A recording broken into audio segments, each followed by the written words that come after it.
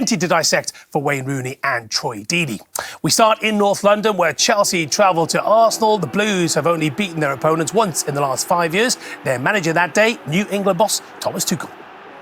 Hard fought, but at this stage of the season, you just got to get the job done, I guess. Yes, and I think we deserve to win the match as well. I think we were the better team. We didn't concede anything apart from that strange save from David in the first half against the team that, in my opinion, are the best attacking team in the league. And we scored the goal. We had so many big opportunities and big open chances to finish many more actions than we did actually. But overall, a very important game that is going our way. Second goal come just lack of fortune? Yeah, lack of fortune, lack of the final pass and the right decision when the situation was so open, because we had so many of them today. Unfortunately, we didn't finish them. And if you can't win the league and you're still in the chase, I know you won't give that up, you need to finish in the Champions League. This is a massive win for you today because there's a big gulf now between you and 5th, 6th. Yeah, it was a big game, obviously, and we wanted to win and get that feeling again before the international break against a top team. We've done it. And let's go game by game. Yeah, we'll talk about Chelsea in detail shortly. Very good evening to Troy and Wayne. Good to see you, fellas. Arsenal, good value for the win today? Yeah, I think so. I think they were the better team. It wasn't a great game of lots of quality, but Arsenal certainly had more intent to win the game and fully deserved it, I felt. It was a pretty tight game, wasn't it, Troy? Yeah, it was, and I think Maresca summed it up there. Obviously, with the set pieces, that was it. But to me, just felt like Arsenal always had a threat, where Chelsea weren't that great going forward, and we're going to get into that in a minute. Yeah. Wayne, you picked out a very interesting tactical battle in the middle of the field. Yeah, I just felt that Reece James had a job to do today, and he was man marking Declan Rice, which, coming back from injury, is very difficult to do. And I felt he struggled all game. He's trying to put into play the role his manager has given, but I think he struggled with it. And I think if we have a look at it here, so you look at Reece James and Declan Rice. So Reece is staying close to him. He should be where I've moved him back to here. But if you look at it here now, as it plays on, so Reece James is always thinking of Declan Rice. No other thought in his head. Here, look. Just here, he's not even looking at the ball. He vacates the middle of the pitch. Now, Declan Rice is very clever with his movements. You can see he's telling Partey to come into the space where Reece James should be. Thomas Partey comes into the space, receives the ball with no one near him, gets turned. But this was a theme all game, so nothing comes of this one here. But again, Reece James is just following Declan Rice around everywhere. So if you watch again here, Declan Rice now pulling Reece James out wide. Thomas Partey again coming into the space which Reece James leaves. Now you end up with Chelsea players getting moved all over the pitch. Thomas Partey gets the ball, turns, gets to the Chelsea back line.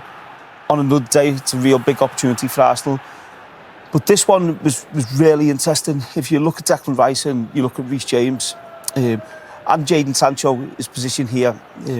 So if you play it on, so what happens here is Reece James, all he has to do is communicate with Sancho, and Sancho can take Declan Rice, but he doesn't do that. Reece James follows him again, leaves a 34 yards. He's ran just to try and stay close to Declan Rice.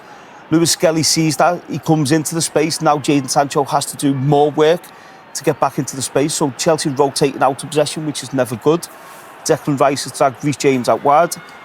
But again here, if you watch Declan Rice, so Reece James has done all that work to get close to him, but then switches off. Declan Rice makes a good run forward, which he has been doing a lot over the last few weeks. Gets in a dangerous position, gets turned, pulls the ball back, and it's a good opportunity for Arsenal. So I just felt it was a job too big for Reece James to play. Yeah, and then just to continue that with Reece James here with Merino, obviously he should be tight. You look at Nkunku there, he should really be going facing forward, trying anything short ball he has to go and get after. For some reason he decides to go back into the mess.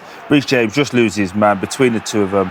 It goes in. But Wayne, you're not happy with the goalie, are you? Yeah, I just think if you look at the goalkeeper, he's getting involved too much with all the other players, and now he's taking a backward step, which means he can't get the elevation to stop the ball going to the back of the net. I think if he allows himself and gives himself a little bit of space, even though there's bodies around him, then he's front-footed and potentially he might save it. Yeah. Obviously, with the results, with big parts of that performance, I love the attitude of the team from the beginning, the way we approach it, how aggressive we were without the ball, score a goal. has a lot of chances that we didn't put away, and then we continue to do a lot of the things defensively so well that are in the right to attack open spaces and so many situations of huge advantages that we just gave away, and then we have to track back 70 meters, and on that phase probably we've been one of the best teams in the world today because we were unbelievable the way we've done it, and we haven't conceded almost nothing apart from that strange save from David, I would say, and that's a big credit to the team because in my opinion they are the best attacking team in the league. If you avoid defeat at Liverpool later in the season, this will be the second season in a row you've not lost a game against the traditional Big Six in the league. What does that say about the team? Yeah, that we are capable of competing consistently with really high standards against any kind of opposition. And if we continue to do those things, we'll get rewarded. Andy, Tom? Hi, Mikel. And the set-piece goals are back. Yeah. Well, and that was some header. I mean, as he worked on that, that looked quite acrobatic what he did. We work on something similar with that finish now. To be fair, it was a different kind of finish planned, but very happy because that would generate belief in the team again, even in the stadium, the crowd, that we can score because it's something that we've been missing, obviously, when we've been so prolific on that and with the amount of injuries that we had to deal in the front line. So very, very happy with that. Merino, he doesn't seem to be a very like a happy centre forward, but he's kind of not happy. Playing himself. You know, he says he'll play there for you, but you know, he seems to be playing himself into a job. Yeah. You know, every week, right? And we know that was the emergency situation that we are in at the moment. But the way he's approaching it is.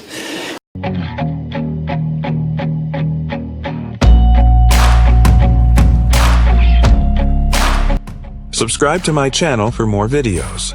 Drop a like and share.